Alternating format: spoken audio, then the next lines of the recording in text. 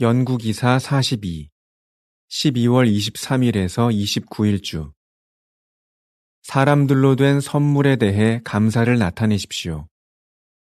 주제성구. 그는 높은 곳으로 올라갈 때에 사람들로 된 선물을 주었다. 에베소서 4장 8절. 노래 103번. 목자, 사람들로 된 선물. 요점.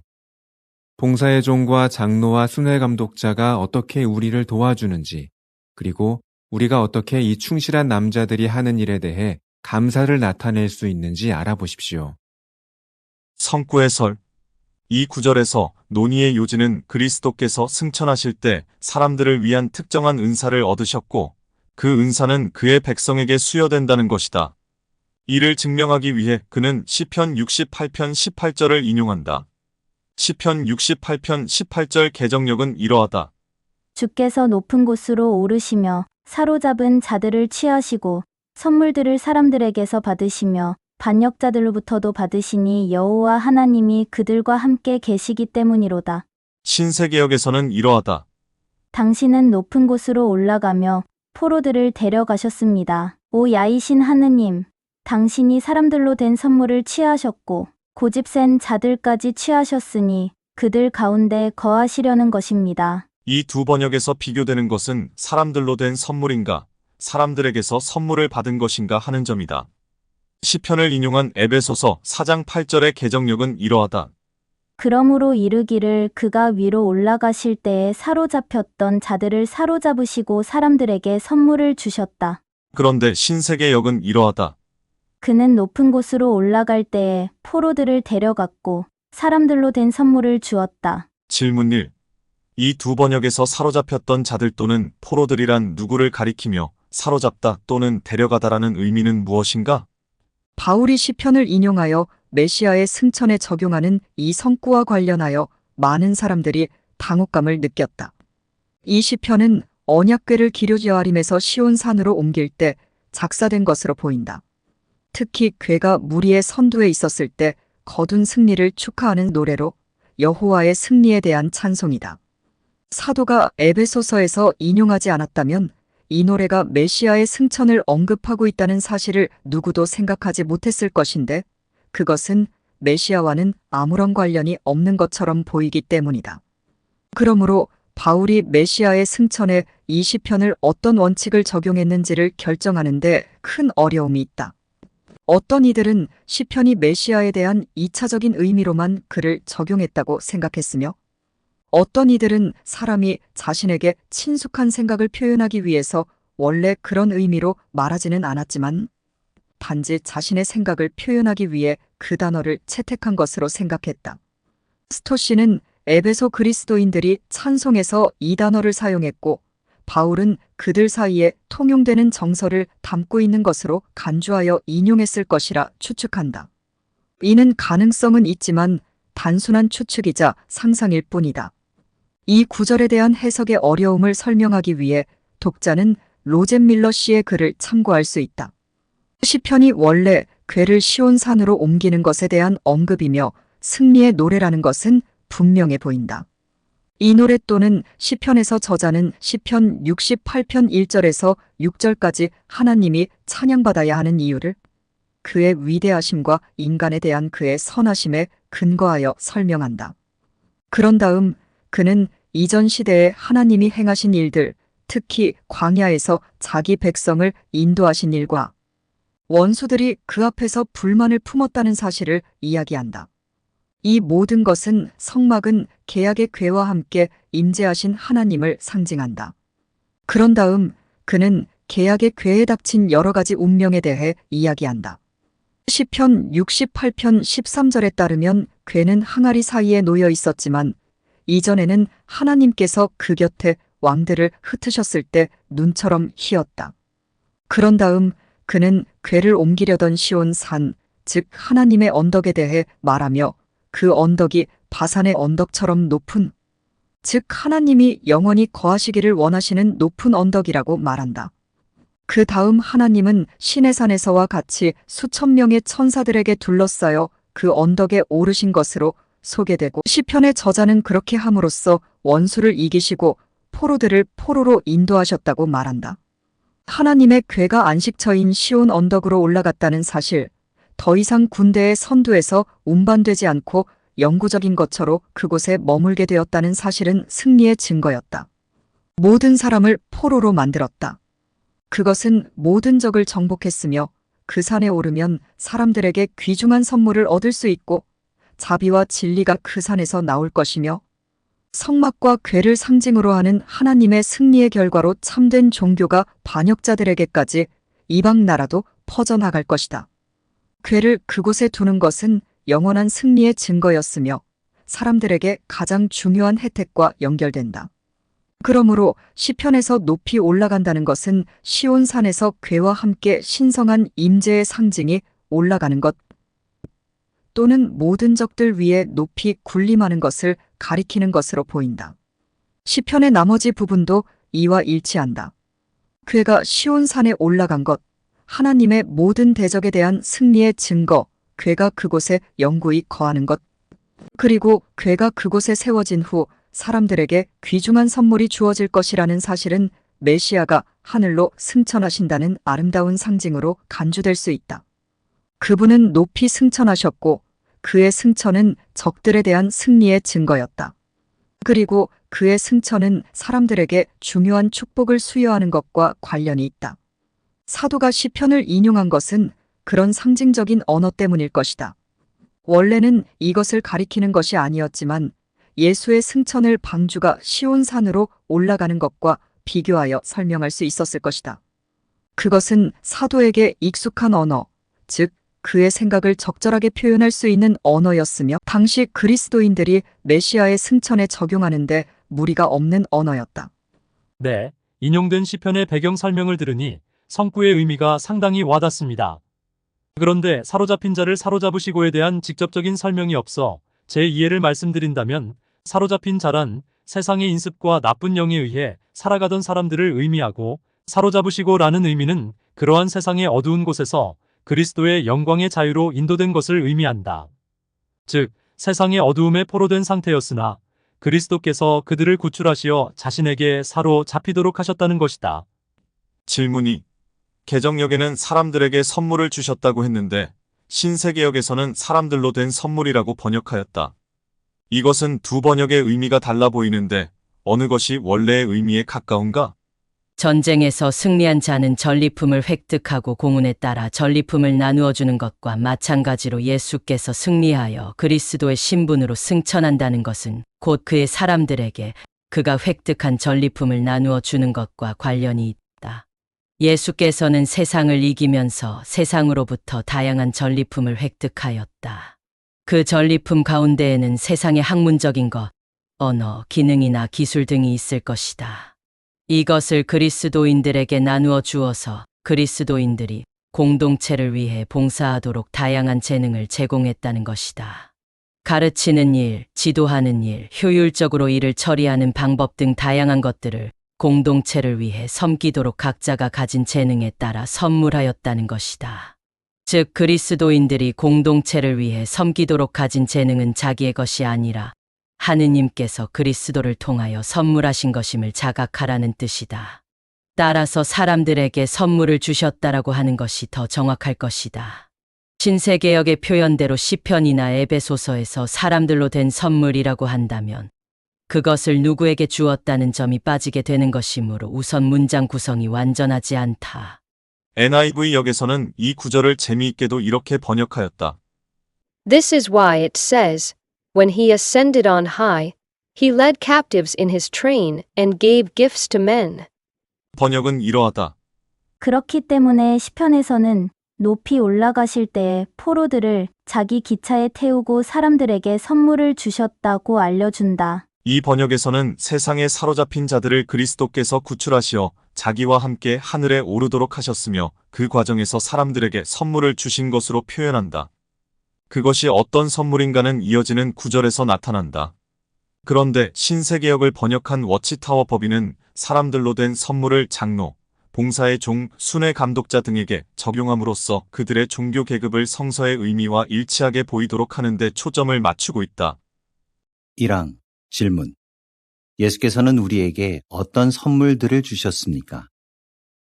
예수께서 우리에게 주신 가장 큰 선물은 섬기고 봉사하며 주는 데서 만족과 행복을 얻을 수 있다는 그리스도의 정신이다. 다른 사람을 도울 수 있는 필요한 존재가 되도록 기도하고 노력하는 것이다.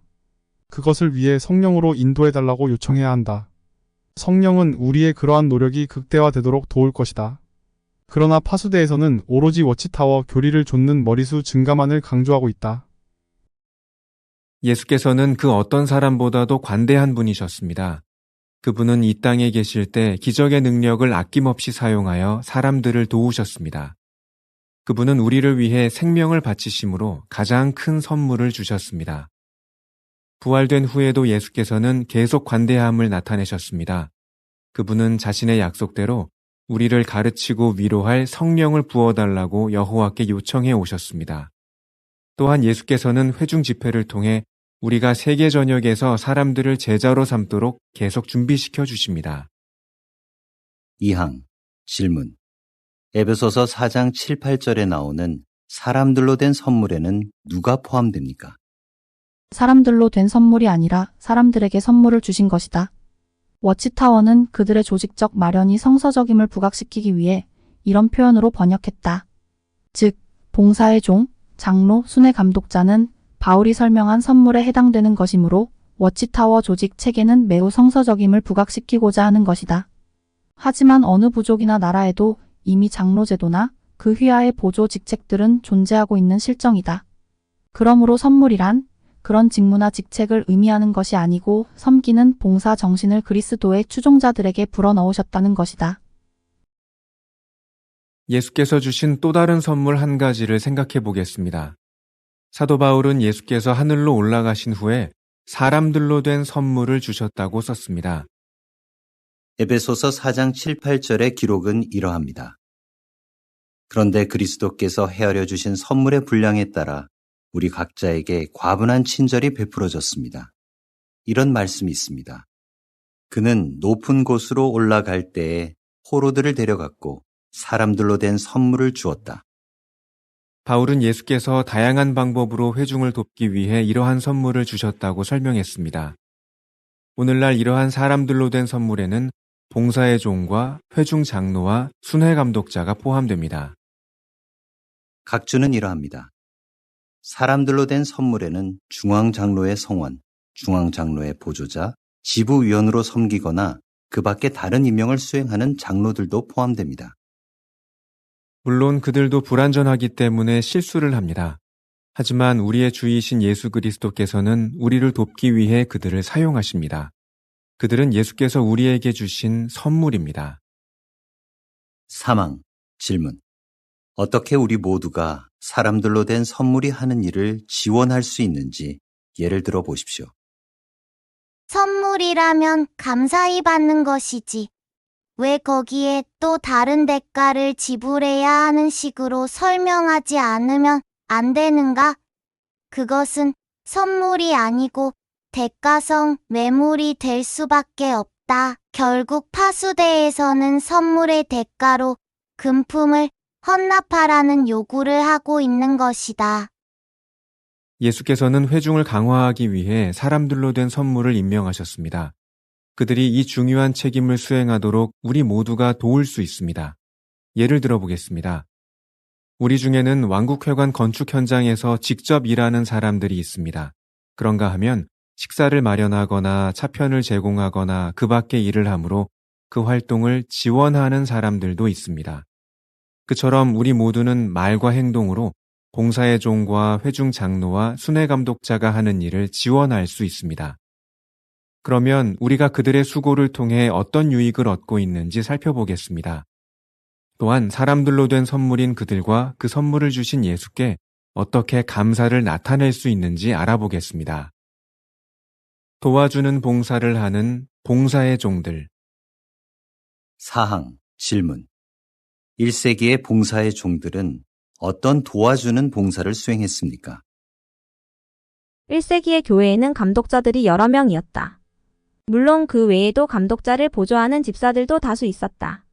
그러다가 박해가 일어나자 그 박해에 대처하는 데에는 1인 체제가 효율적이라는 데 의견을 모으고 1인 체제를 어떤 공동체에서 실시하자 그것이 효율적임이 입증되었기 때문에 다른 공동체들도 1인 체제로 바뀌게 되었다. 이것이 주교의 효시이다.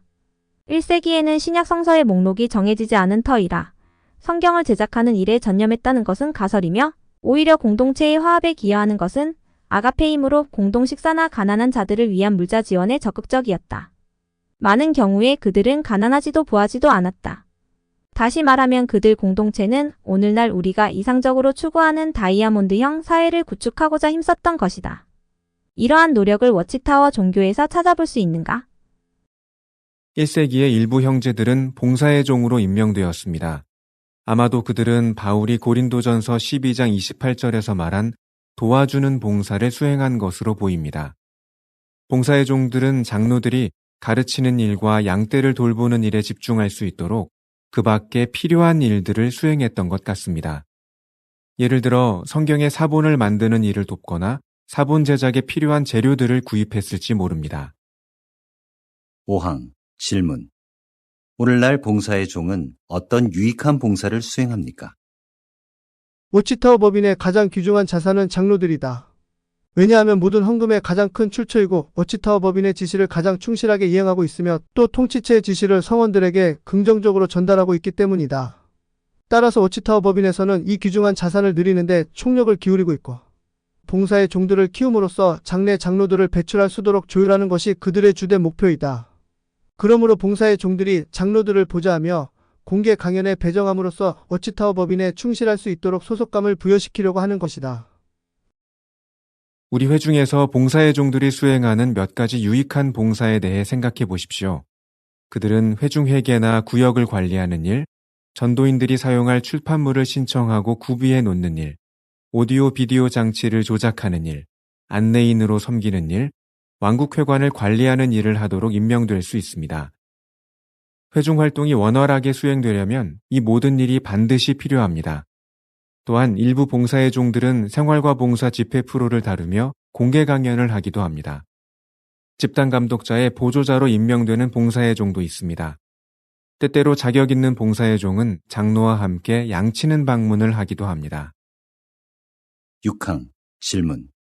우리가 열심히 일하는 봉사의 종들에게 고마워하는 이유는 무엇입니까? 그리스도의 정신이 아무리 섬기고 봉사하며 대가를 바라지 않는다 하더라도 그러한 수고에 따르는 보상은 주어지게 마련이다. 왜냐하면 모든 봉사와 사랑은 자기 보존을 바탕으로 하고 있기 때문이다. 복음서에서 그 보상이 하늘 창고에 보존된다는 표현을 하는 것은 1:1 대응으로 보상을 바라는 마음을 버려라는 뜻이다. 내가 이만큼 선한 일을 했으니 당연히 그만한 대가가 주어져야 한다는 생각을 버릴 때 그에게는 알게 모르게 그 보상이 반드시 주어지므로 보상에 대한 생각을 잊어라는 것이다. 그러한 보상은 자연의 질서와 법칙으로부터 또는 인간관계의 흐름으로부터 주어지는 것이다. 그러므로 보상을 바라지 말고 선을 베풀어야 하는 것이다. 그럴 때 그 덕의 혜택을 입는 자들로부터 1차적으로 감사의 마음을 전달받을 수 있는 것이다. 봉사의 종들이 하는 일은 회중에 어떤 유익을 줍니까? 볼리비아에 사는 베벌리 자매는 이렇게 말합니다. 봉사의 종들 덕분에 집회를 온전히 즐길 수 있어요. 그들의 수고 덕분에 노래를 부르고 해설을 하고 연설을 듣고 동영상과 사파를 통해 배울 수 있죠. 그들은 집회에 참석한 사람들의 안전을 지켜주고 원격으로 참석한 사람들이 집회를 잘 볼 수 있게 도와줍니다. 집회 후에는 왕국회관을 청소하는 일에 솔선하고 회계 업무를 돕고 우리가 필요한 출판물을 받을 수 있게 해주죠. 그들의 수고에 정말 감사해요. 콜롬비아에 사는 레슬리 자매의 남편은 장로로 회중을 섬깁니다. 자매는 이렇게 말합니다. 남편은 다양한 일들을 돌보는데 봉사의 종들의 도움을 많이 받죠. 그들이 없다면 남편은 아주 바쁠 거예요. 봉사의 종들이 기꺼이 그리고 열심히 도와줘서 정말 고마워요. 분명 당신도 이들의 말에 공감할 것입니다. 7항 질문. 우리는 어떻게 봉사의 종들에 대해 감사함을 나타낼 수 있습니까? 베푼 선에 대해서는 잊어버리고 받은 은혜는 반드시 기억하는 것이 그리스도인 다운 태도이다. 감사하는 태도가 습관이 될 때까지 구체적이고 세부적으로 누구에게 어떤 방법으로 감사를 나타낼지 미리 생각하는 시간을 가질 필요가 있을 것이다. 그러한 태도가 익숙해진다면 그는 늘 감사하고 예의 바른 사람으로 알려지게 될 것이다. 이것이 선을 행하는 것에 대한 상당한 보상이 되는 것이다. 물론 우리는 봉사의 종들에게 감사함을 느낄 것입니다. 그런데 성경은 우리에게 감사하고 있음을 나타내라고 권고합니다. 골로새서 3장 15절. 핀란드에서 장로로 섬기는 크시슈토프 형제는 자신이 감사를 표현하는 방법에 대해 이렇게 말합니다.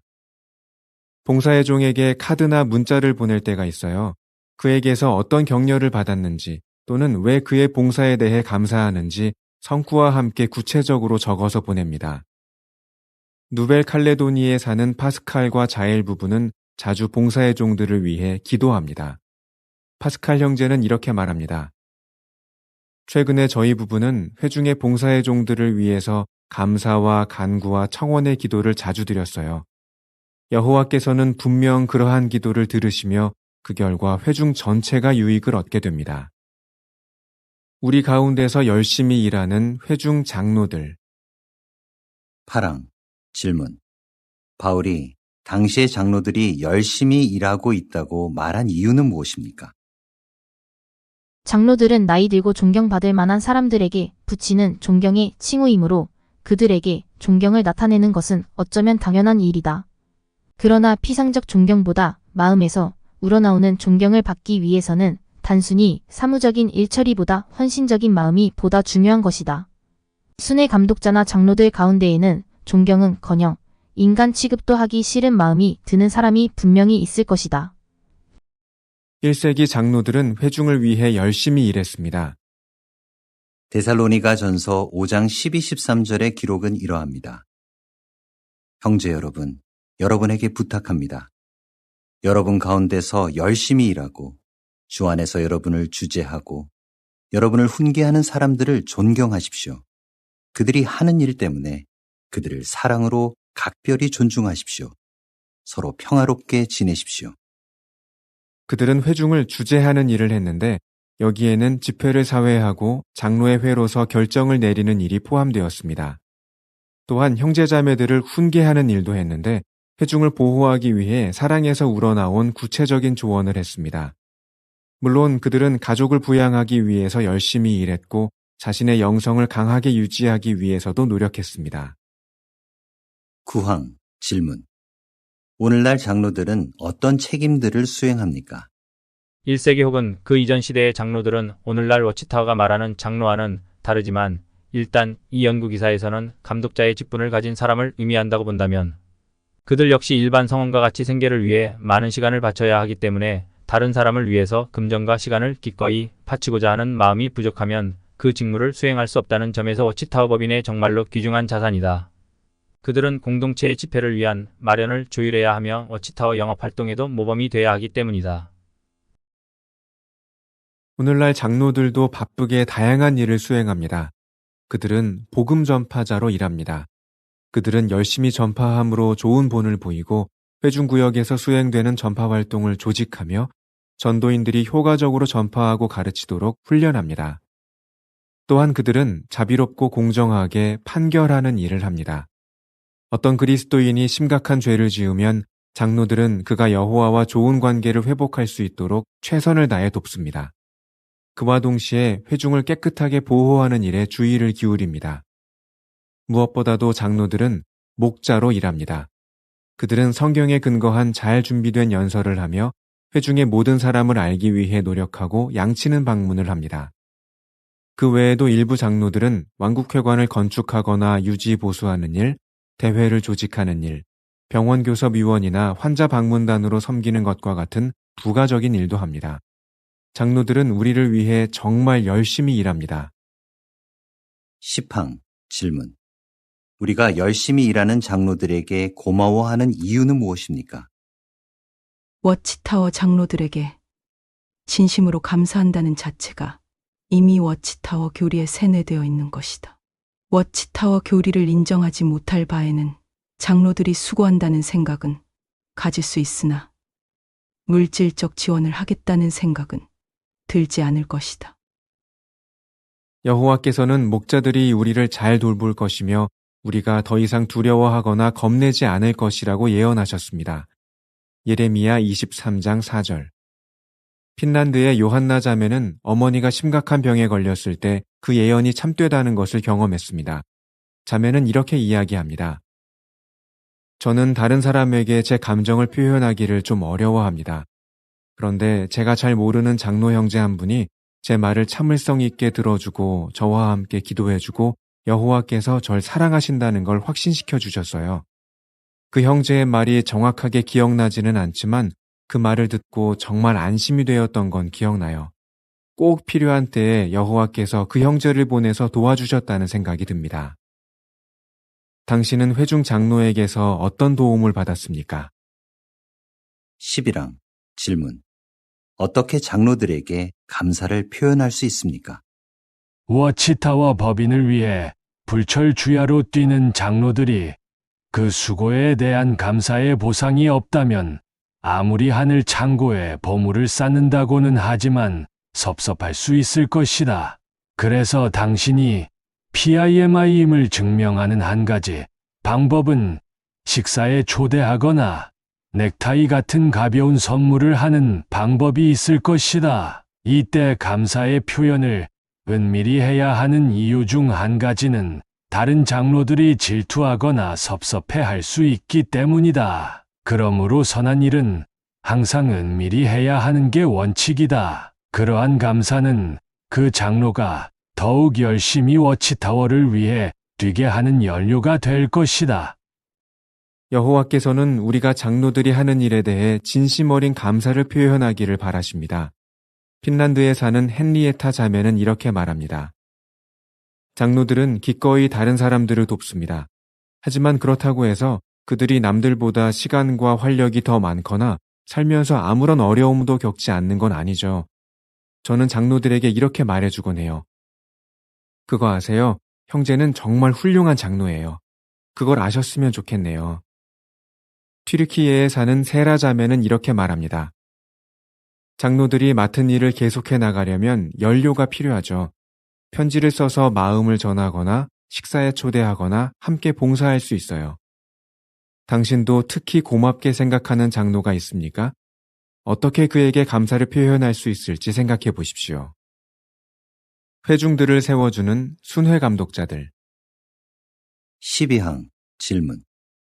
1세기의 회중들을 세워주는 어떤 마련이 있었습니까? 예수 그리스도의 섬기는 정신은 그 자체로 선하고 유익한 것이기 때문에 그것은 사도, 목회, 예언, 방언 등의 여러 가지 형태로 나타나게 되었다. 그중 한 가지가 사도는 그가 세운 교회에 편지를 보내거나 직접 방문하여 도움을 베푸는 것이었다. 그것은 오늘날 워치타워 통치체가 주장하는 조직적으로 통일된 마련은 아니지만 필요에 따라 이루어졌다. 그리스도 예수께서는 또 다른 방법으로 회중을 섬기는 사람들로 된 선물도 주셨습니다. 그분의 인도에 따라 예루살렘의 장로들은 바울과 바나바와 그 밖의 사람들을 여행하는 감독자로 임명하여 회중들로 보냈습니다. 그 이유가 무엇입니까? 봉사의 종과 장로들처럼 그들도 회중들을 세워주기 위해 임명된 것입니다. 그들은 편안한 생활을 희생했고 생명의 위협을 무릅쓰면서도 사람들을 가르치고 격려했습니다. 데살로니가 전서 2장 7, 8절의 기록은 이러합니다. 오히려 우리는 젖먹이는 어머니가 자기 자녀를 따뜻하게 돌보는 것처럼 여러분을 부드럽게 대했습니다. 우리는 여러분에게 부드러운 애정을 가지고 하느님의 좋은 소식뿐 아니라 우리 자신까지도 주기로 결심했습니다. 우리가 여러분을 매우 사랑했기 때문입니다. 13항 질문. 순회 감독자는 어떤 책임들을 수행합니까? 13항에서는 워치타워 법인이 임명한 순회 감독자의 역할에 대해 설명한다. 그들은 연설, 양치는 방문, 파이오니아 모임, 장로 모임, 야외 봉사 모임을 사회하며 순회 대회 및 지역 대회를 조율한다. 그리고 파이오니아 학교 강사로 일하며 순회구의 파이오니아 특별 모임을 가진다. 그리고 지부 사무실에서 맡기는 특별한 일을 한다. 그러나 그의 이러한 특권 때문에 장로 임명을 받으려면 순회 감독자의 눈도장을 받기 위해 들어오는 뇌물도 적지 않다. 이런 짭짤한 수입 때문에 그는 이미 종교 자본주의에 의한 보상을 받고 있는 것이다. 대표적인 예로는 이미 작고한 최수환 형제를 들 수 있다. 순회 감독자들은 여러 지역을 계속 다니며 봉사합니다.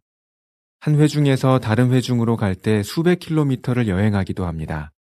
매주 순회 감독자는 여러 차례 연설을 하고 양치는 방문을 하고 파이오니아 모임과 장로 모임과 야외 봉사 모임을 사회합니다.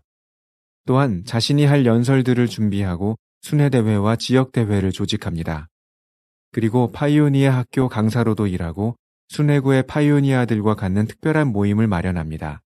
그에 더해 지부 사무실에서 맡긴 다른 일들, 때로는 긴급한 일들을 처리합니다. 14항 질문. 우리가 열심히 일하는 순회 감독자들에게 감사해야 하는 이유는 무엇입니까? 순회 감독자에게 감사를 요구하는 듯한 14항의 질문은 마치 그들에게 봉투를 건네주라는 말과도 같은 것이다. 그러니 돈 없으면 장로고 봉사의 종이고 섬기는 일마저도 할 수 없는 것이다. 따라서 진정한 봉사란 직책을 갖지 않고 다른 교우를 돕는 것이다. 그렇다면 장로고 봉사의 종이고 바울이 말한 사람들로 된 선물이 아니라 사람들로 된 종교 계급인 것이다. 순회 감독자라는 선물을 통해 회중들은 어떤 유익을 얻습니까? 순회 감독자의 방문에 대해 튀르키예의 한 형제는 이렇게 말합니다. 매번 순회 방문을 마치고 나면 저도 형제자매들을 돕는데 더 많은 시간을 사용해야겠다는 결심을 하게 돼요. 이제껏 많은 순회 감독자들을 만나봤지만 다가가기 힘들다고 느껴지거나 너무 바쁘다는 인상을 준 분은 한 명도 없었어요. 앞서 언급한 요한나 자매는 순회 감독자와 함께 봉사했는데 집주인을 한 명도 만나지 못했습니다. 자매는 이렇게 말합니다. 하지만 그날을 결코 잊지 못할 거예요. 그때가 제 언니 2명이 먼 곳으로 이사한 지 얼마 안 된 때였거든요. 언니들이 너무 보고 싶었죠. 순회 감독자 형제는 저를 따뜻하게 격려해 주면서 여호와를 섬기고 있으면 지금은 멀리 떨어져 있어도 신세계에서는 함께 보낼 수 있는 시간이 끝없이 있을 것이라고 말씀해 주셨어요. 이처럼 많은 사람이 순회 감독자들과 함께한 좋은 기억을 갖고 있습니다. 15항 기억 질문. 요한 3서 5절에서 8절에 따르면 우리는 어떻게 순회 감독자에게 감사를 나타낼 수 있습니까? 니은 질문. 임명된 형제들의 아내에게 왜 배려심을 나타내야 하며 어떻게 그렇게 할 수 있습니까? 이 말씀은 반드시 종교적으로 적용되는 것만은 아니다. 객지에서 누가 자기를 방문했다면 식사를 마련하고 그를 배웅하여 차편을 제공하는 것이 예의일 것이다. 이 내용이 순회 감독자에게 봉투를 돌리라는 부담으로 들리지 않아야 한다. 그러기에 파수대에서는 미리 그에게 봉투를 주어서는 안 된다는 지침이 필요한 것이다. 바늘 도둑이 소도둑이 되는 법이다. 처음에는 단순히 감사를 표현하는 수단이 나중에는 당연히 주지 않으면 안 되는 부담이 되어 불투명한 구조를 형성한다는 사실을 명심하기 바란다. 그 대신 지부에서 주는 급료를 증가시키기 바란다. 급료를 적게 주면서 이딴 짓을 독려한다면 세상의 불투명한 상업구조에 편승하려는 짓밖에 되지 않는다. 요한 3서 5절에서 8절의 기록은 이러합니다. 사랑하는 이여, 그대는 형제들을 위해 낯선 형제들을 위해 하는 일에서 충실함을 보이고 있습니다. 그들이 회중 앞에서 그대의 사랑에 대해 증언했습니다. 부디 그들을 하느님께서 기뻐하시는 방식으로 배웅해 주십시오. 그들은 그분의 이름을 위해 나간 사람들이며 이방 사람들에게서 아무것도 받지 않습니다.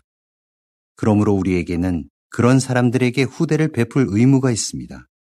그러면 우리가 진리 안에서 동료 일꾼이 될 것입니다. 사도 요한은 가이오에게 편지하면서 회중을 방문하는 형제들에게 후대를 베풀고 그들을 하느님께서 기뻐하시는 방식으로 배웅해 주라고 권했습니다. 우리가 그렇게 할 수 있는 한 가지 방법은 순회 감독자를 초대해 함께 식사하는 것입니다. 또 한 가지 방법은 순회 방문 주간에 야외 봉사 마련을 지지하는 것입니다. 앞서 언급한 레슬리 자매는 또 다른 방법으로도 감사를 표현합니다. 자매는 이렇게 말합니다. 저는 여호와께 그들의 필요를 돌봐달라고 기도드려요. 또 저희 부부는 순회 방문을 통해 얼마나 많은 유익을 얻었는지 편지를 써서 전해주기도 합니다. 순회 감독자들도 우리와 같은 보통 사람이라는 점을 기억하십시오. 그들도 때때로 병에 걸리거나 염려에 휩싸이거나 낙심하기도 합니다. 어쩌면 당신의 친절한 말이나 작은 선물이 순회 감독자의 기도에 대한 응답이 될 수 있습니다. 다음은 보충 내용입니다. 임명받은 형제들의 아내를 기억하십시오. 봉사의 종과 장로와 순회 감독자의 아내들은 남편이 회중을 잘 도울 수 있도록 희생을 할 때가 많습니다. 한 자매는 이렇게 말합니다. 그 자매들은 마치 자신의 남편을 여호와께 빌려드린 것과 같죠. 여호와께서 그 자매들을 소중한 딸들로 여기실 것이라고 확신해요. 희생적인 이 자매들에게 어떻게 감사를 나타낼 수 있습니까? 감사를 표현하십시오. 남편과 함께 보낼 수 있는 시간을 회중을 위해 희생해 주셔서 감사해요. 와 같은 간단한 말이 그들에게 큰 힘을 줄 수 있습니다. 배려심을 나타내십시오. 임명받은 형제에게 자신의 걱정거리를 털어놓기를 주저하지 마십시오. 하지만 때때로 그 형제가 먼저 가족의 필요를 돌봐야 할 수도 있다는 점을 기억하십시오.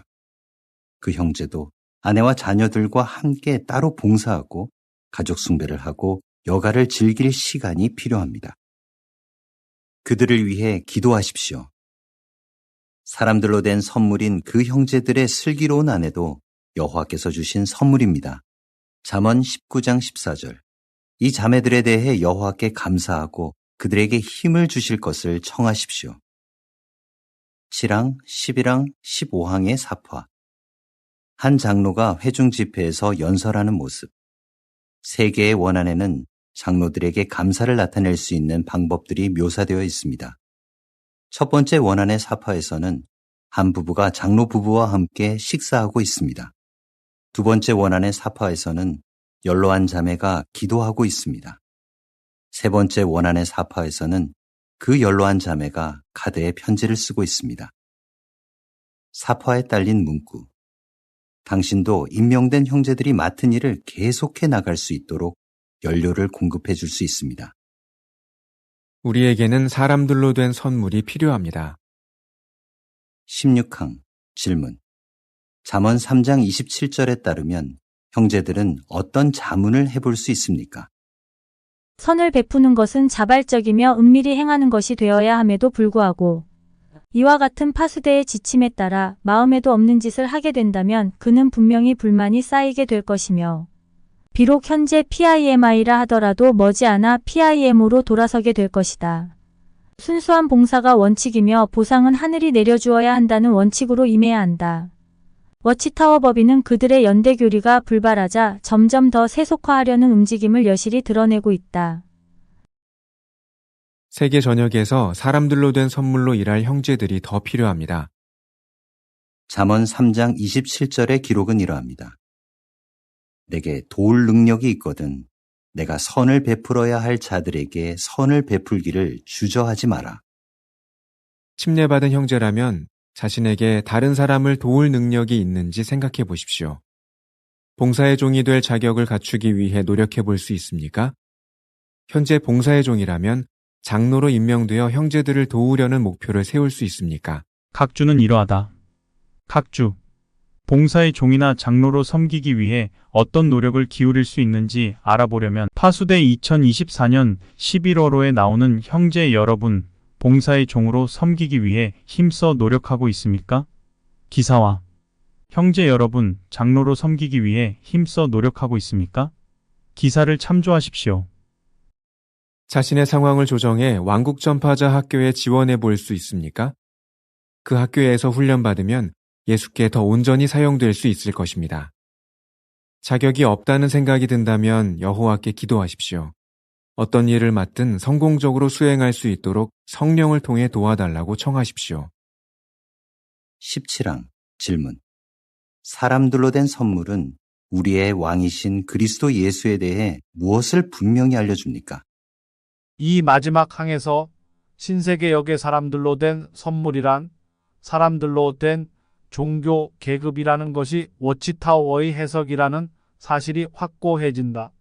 레이몬드 빅터 프렌즈의 저서 그리스도인의 자유를 찾아서 제4장 반복되는 패턴을 읽어볼 것을 권한다. 예수께서 사람들로 된 선물로 임명하신 형제들은 그분이 이 마지막 날에 우리를 인도하고 계신다는 것을 분명히 보여줍니다.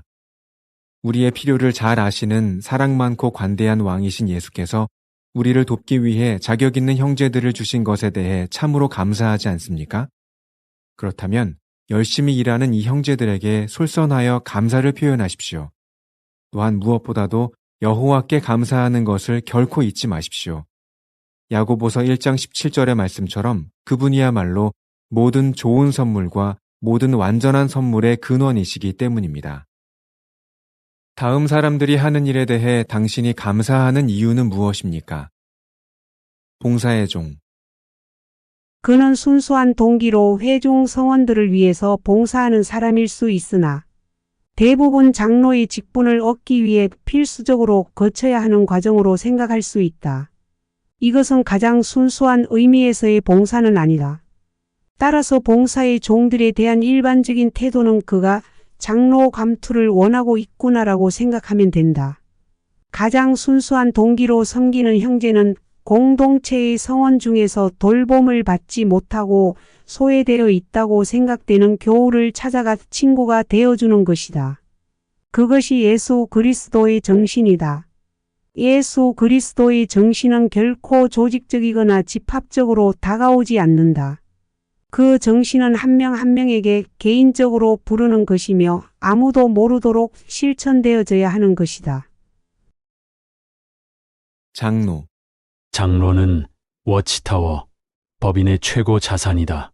일반적으로 회중의 장로는 더 이상 올라갈 곳이 없는 직분이다. 따라서 그는 워치타워, 법인을 위해 금전과 시간을 바치는 충실하고 바보스런 종이다. 생계를 위해 시간을 사용해야 함에도 불구하고 바쁘게 교우들을 워치타워, 법인의 지시에 따라 불철주야로 뛴다. 그에게는 아무런 금전적 보상도 주어지지 않으며 오로지 회중 성원들의 존경의 대상이기를 바랄 뿐이다. 순회 감독자. 종교 자본주의의 표본이며 사람들로 된 종교 계급이다. 그는 그에게 주어진 막중한 권한을 사용하며 쥐꼬리보다 적은 급료로 봉사를 한다고는 하지만 불투명한 봉투가 있어야만 흡족해 하는 종교 상업주의의 대표다. 이를 누가 임명하는가? 바로 워치타워, 법인의 통치체다. 따라서 워치타워 법인이 자본주의의 체제에 지배당하고 있다는 사실이 명백해지는 것이다. 노래 99번. 수천 수만의 형제. 기사를 마칩니다. 야호, 끝났다.